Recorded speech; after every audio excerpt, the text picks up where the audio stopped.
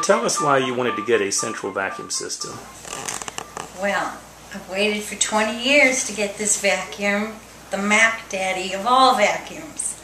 And I'm tired of dragging canisters around the house with me, and they have short little hoses, and if you're trying to vacuum ceiling fan blades, you have to stand on the chair and put the vacuum on a chair next to you, and I was just tired of that. So finally, I feel like I won the lottery and have now gotten the cream of the crop for my home, which is the most important thing to me. You know, this is where I live, this is where I spend my time, and I like good things, and this is definitely a good thing.